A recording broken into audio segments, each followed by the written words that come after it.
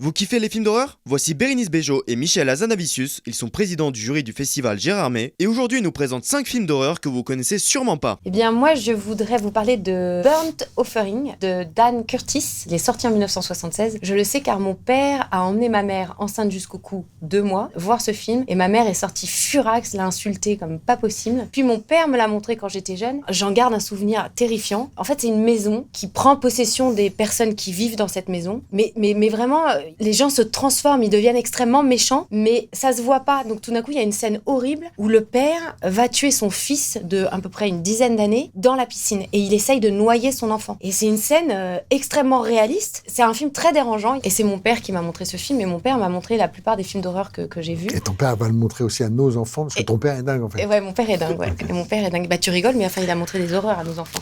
Et c'est vraiment un film que je conseille parce que c'est la narration, on voit rien, il y a la musique, il y a les portes qui s'ouvrent, qu'est-ce qu'il y a derrière la porte. La voix off de la bande-annonce déjà vous met en situation. They thought it was the answer to their dreams, but it was the beginning of a nightmare. Le premier film dont je voulais vous parler, c'est que je crois le premier film un peu fantastique chelou que j'ai vu, qui s'appelle Cannibal Holocaust, qui est une espèce de classique, c'est un faux documentaire et genre cauchemar assuré, le truc complètement dégueu et surtout vendu et présenté comme un footage quoi. Comme une histoire vraie quoi. Oui, enfin comme des rushs qui auraient été trouvés par une équipe de gars qui se sont fait bouffer par des cannibales quoi. Donc déjà les deux mots du titre, c'est quand même deux concepts pas hyper doux quoi, enfin Cannibal Holocaust, donc ça annonce un peu le truc. Donc je peux pas le conseiller vraiment parce que peut-être que c'est naze. Mais c'est un classique. Oui, c'est un classique du genre, c'est novateur. Alors en fait, je viens d'apprendre, mais ça vient de tomber. Que le réalisateur Ruggero Deodato est mort là il y a 15 jours. Alors, le deuxième film, c'est Morse de Thomas Alfredson. C'est un film que j'ai découvert à Gérardmer et que j'ai adoré. Mais ce qui était magnifique dans ce film, c'était l'histoire de vampires qui n'arrivaient pas à mourir ou qui renaissaient dans le corps d'une petite fille. Je me rappelle plus. Enfin bon. C'est confus, un vampire, ouais, bah justement, c'est confus. Alors, je vais pas vous raconter l'histoire, mais ce dont je vais vous parler, c'est l'état émotionnel dans lequel j'étais à la sortie de ce film. C'est un film qui parle d'amour d'une personne qui est tellement différente, qui doit évidemment tuer pour survivre. Ça, je m'en souviens. Et en même temps, c'est une personne magnifique. Elle peut pas faire autrement. Et j'ai tellement aimé ce film, Morse, j'en ai gardé que la vision poétique. Et donc, pour moi, c'était une histoire magnifique, des images sublimes. Et donc, je suis rentrée chez moi et j'ai dit à Michel, j'ai vu un film magnifique. Pourquoi est-ce qu'on montrerait pas Morse à sa fille qui avait 13 ans? Pour moi, ce film était d'une poésie et d'une beauté incroyable. C'est bouleversant, à la fin, je me souviens qu'elle est bouleversante et tout ça. Puis au fur et à mesure du film, il y a des ados qui sont tués, qui sont pendus au plafond avec le sang qui dégouline pour que ce vampire puisse se nourrir. Et là, je t'ai dit,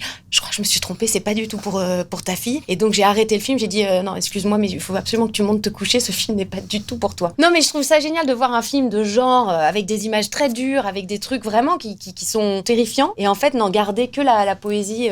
Donc voilà, moi j'ai adoré Morse. Alors, c'est difficile de choisir que 2 films, mais je voulais prendre un film français et contemporain. Dans cette idée-là, j'ai adoré Teddy, des frères Boukerma. Je trouve que c'est un film qui est brillant. Ça parle d'un gamin qui va se transformer plus ou moins en loup-garou, mais c'est un prétexte. Et justement, je trouve qu'il y a un truc qui est intéressant, c'est que c'est les mélanges. C'est-à-dire que le genre vient se mélanger ou vient se confronter ou avec d'autres choses. Ça pourrait avoir la gueule d'une comédie sociale, mais il y a cette espèce d'élément fantastique qui tord un peu tout, qui fait tout regarder. Puis bon, acteur dément, Anthony Bajon, qui est quand même un acteur mais hallucinant. Et le film est à la fois extrêmement drôle, plein d'humanité, des trucs bien tordus de pur plaisir de cinéma. Et puis il y a aucune moquerie en plus, je trouve. Ils prennent des personnages qui sont tous un peu des tordus, des marginaux, etc. Mais ils sont regardés toujours avec vraiment beaucoup d'humanité. Ils sont pas ni idéalisés. C'est pas genre, regardez comme ils sont magnifiques, etc. C'est assez cru, mais en même temps, beaucoup d'humanité. Mais c'est vraiment à voir. Pour moi, il y a tout du film culte, vraiment. Ça mérite d'être vu, voilà, il faut le voir. Alors écoutez, c'est fou, le truc vient de tomber à l'instant. Mais je viens d'apprendre que Teddy a reçu le Grand Prix à Gérardmer il y a 2 ans. Voilà, en plein Covid.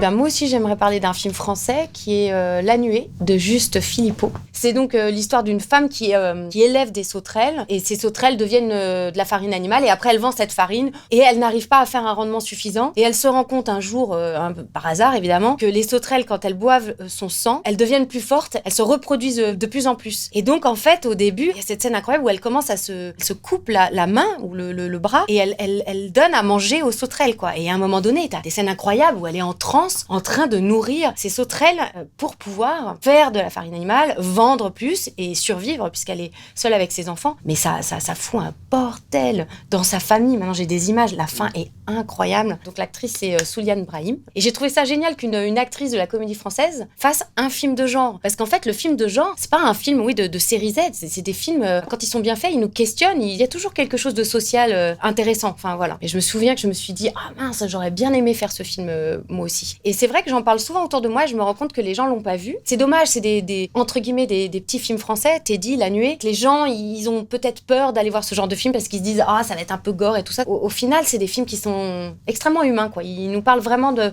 nous, de notre société. Colmini,